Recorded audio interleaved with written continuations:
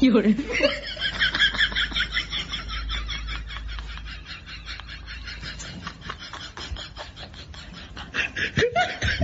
it's too hot for coffee. What are you doing, man? Watch. Now, you ready? Your coffee. Oh! Blood of Jesus! Whoa! Blood of Jesus! No.